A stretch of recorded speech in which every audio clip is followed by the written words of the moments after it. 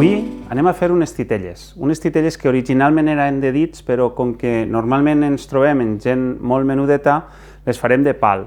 Però la mateixa idea per a la titella de dit la farem per a titella de pal, així que vosaltres podeu triar com fer-la, de dit o de pal. Una titella de dit és un titella que té cap en el dit, precisament, i que el vestirem en un tros de drap per a tapar el dit i poder fer una mini representació. Mini perquè és tot en menudet, no perquè la representació siga xicoteta. Podeu fer qualsevol tipus d'idea que tingueu.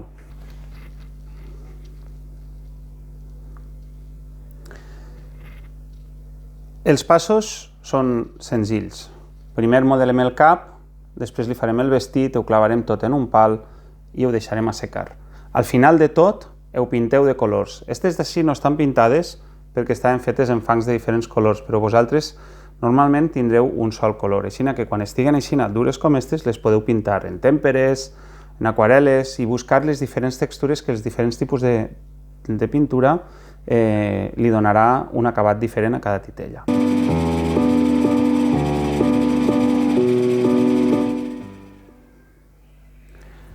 Per a fer les nostres titelles de dits o de pal, com esta que hem ficat així de mostra, necessitarem pals, retalls de tela, un poquet de trapet o cinta que tingueu per casa o llana, un poc de pasta modelable i elements per a donar-li forma. Si no teniu pals de treball en fang, podeu treballar en pals de polo, en punxons fets, en bolígrafs vells, que no funcionen i fins i tot en elements com xapes i tisores. Anem al tema.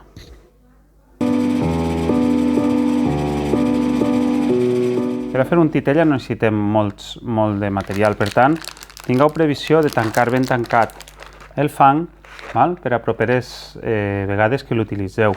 Si aneu a tardar molt en fer-lo, és interessant humitejar un tros de tela, ficar-lo dins, aquesta està seca, però ficar-lo dins i tancar-ho ben tancat en cinta per a que es mantinga la humitat del producte. Per a treballar el fang necessitarem un poquet d'hidratació per a les mans, però no massa. Hem de treballar en les mans humides però no banyades. Fixeu-vos que banyo un poquet els dits i treballo en esta poca humitat. Si necessite més ho faig 2 vegades, però no me tire les mans dins. El fang el treballarem al principi per a donar-li un poquet de consistència i homogeneïtat i en farem una bola. Per a fer titelles de dits, jo normalment quan les faig per a mi, com per exemple esta, faig una bola, me la clavo en el dit i sobre aquest dit vaig treballant. De manera que mantinc el gros del meu dit dins del fang. Com que anem a treballar en personetes un poc més xicotetes, farem una altra tècnica que és la d'utilitzar un pal clavat al final de l'activitat. Primer farem el cap, després el clavarem en el pal, el deixarem assecar. Per a poder-ho fer, una part del material el deixarem per aguantar el pal i treballarem en la resta. Molt bé. Per als diferents models, pràcticament tots partim d'una pilota. Una pilota el més uniforme possible. De totes maneres, com que l'anem a treballar molt, no fa falta que siga una pilota perfecta. D'esta pilota ens hem d'imaginar què n'anem a traure. Ací hi ha un nas, ací hi ha 2 ulls, ací hi haurà una boca, tot això serà monyo i ací li clavarem el pal. Per al nas, podem fer nassos xicotets o grans. En tots els casos, el que farem serà anar arreplegant de tota la bola, val? Per a un nas xicotet, fixeu-vos, he arreplegat fang un poquet de tot arreu per a fer este naset. Val? És important que aprenguem a treballar en els dits des de fora cap a dins, val? Perquè si pessiguem, per exemple, per a pessigar serveix per a fer orelles, si jo pessigue, faig una orella, però no m'eixirà un nas, perquè el nas necessita tindre més quantitat de producte. I també intenteu no pessigar molt, perquè si pessigueu molt, després les orelles, quan s'assequen, seran fràgils, o les orelles o els elements que feu. I després, a l'hora també d'agarrar material, heu de saber agarrar-lo de manera que no desmunteu el que seria la consistència del cap. Per als ulls, podem treballar en el punxó o en el bolígraf. En el bolígraf podríem fer unes redones aixina i la nineta de l'ull. I queden uns ulls molt definits. També ho podríeu fer elaborant-los. O també punxant el punxó directament, vos quedaria, mireu, me vaig inventar un ull en el clatell.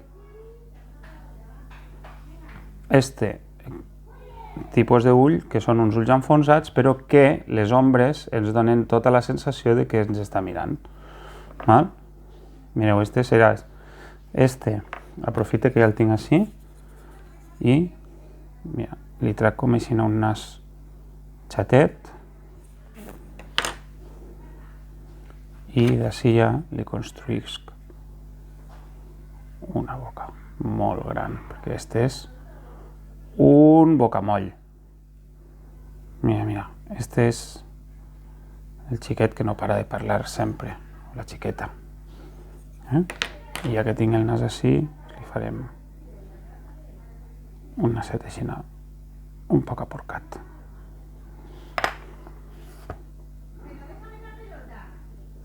Tornem a este.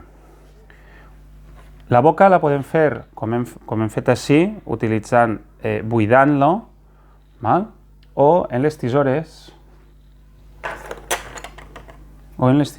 li puc fer un tall i donar-li un poquet de formeta. D'aquesta manera pareixerà que parle. I vos podeu anar entretenint, pareu quan vulgueu, però jo, per exemple, me podria entretindre a fer-li un nas en forats, unes celles que li donen expressió,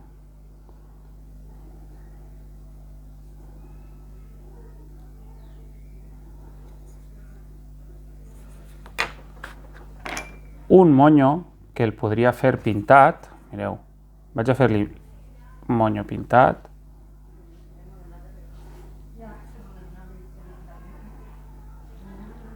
o li podria, si no teniu estos materials, podeu utilitzar, per exemple, una xapa de beguda per a fer-li un monyo.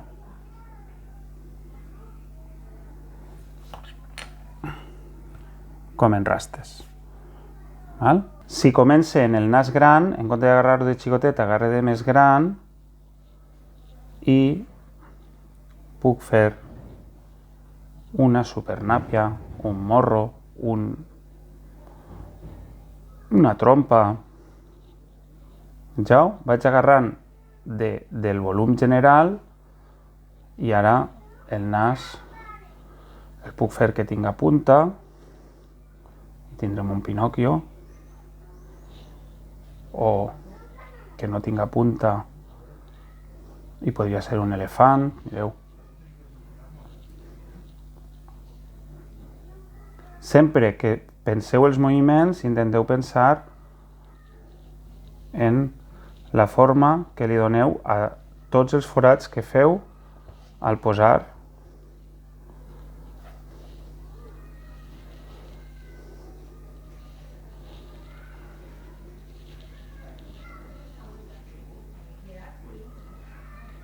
al posar els dits.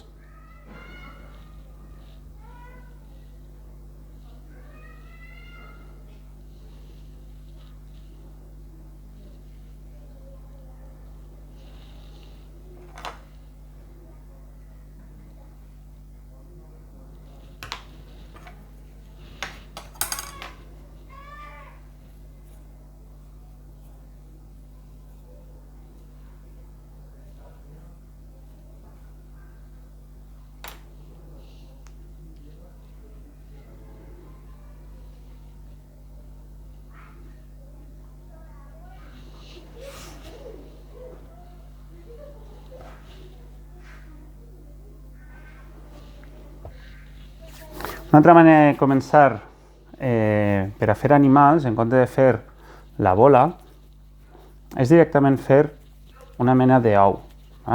Fem la bola,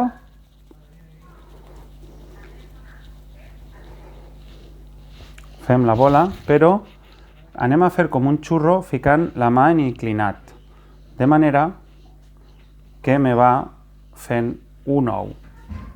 Una forma molt més pareguda a la d'un ou. I a partir d'ací, imagineu-vos que talle per a fer la boca d'un gos, agarre d'ací per a fer-li el forat dels ulls al mateix temps que li alce les orelles,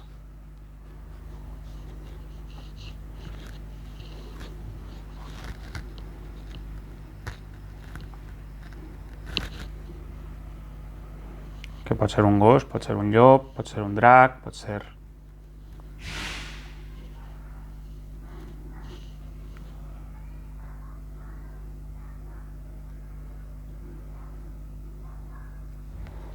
Així li posarem el nas, ho farem així,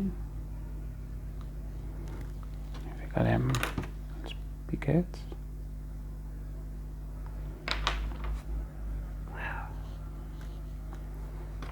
I dos ulls.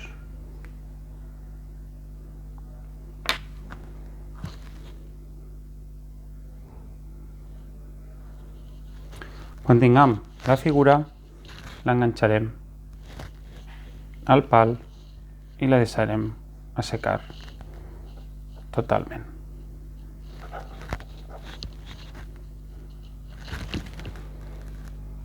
Quan estiga seca, ara vaig a fer-ho sense que estiga sec i un poquet en les mans brutes, però perquè vos feu la idea. Quan estiga sec, agarrarem un drap, un retall de roba. Este marró m'agrada per al llop o per al d'açò i, mireu, li farem un vestit. El vestit, senzillament, que el lliguem en un tros de llana, un cordell o allò que tinguem per casa.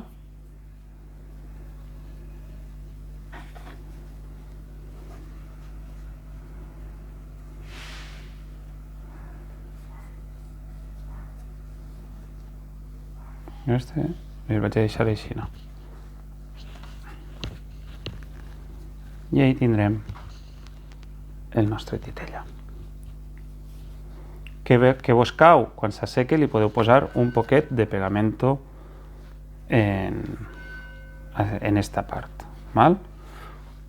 Si no vos agrada molt este plec, li podeu fer acabar-lo, tallar-lo un poquet en punta i a partir d'ahí fer-li el llacet. Existeixen molts models de vestits, així que jugueu en les possibilitats que vos dona el teixit per a fer-li un vestit.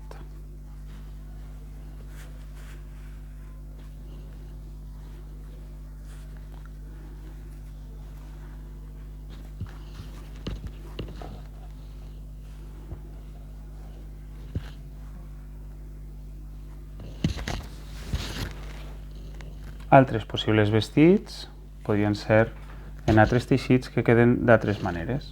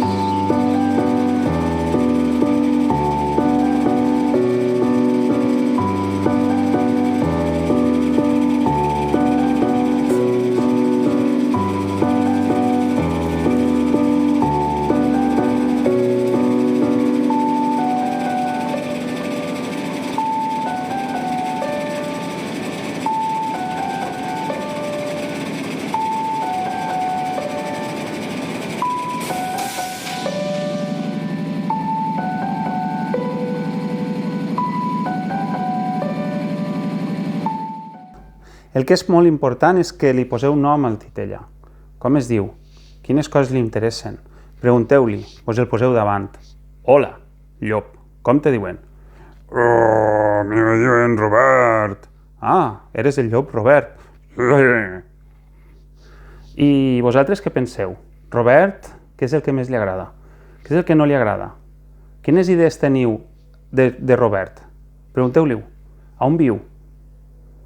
Quina és la seva aventura? I, al final de tot, conteu el seu conte. Robert, Dime, tu vols que te conten la teua història? clar. Conteu-me la meva història, per favor, que si no, no sóc ningú. Ja ho sabeu, heu de contar la història o de Robert o del vostre titella. Us estic esperant.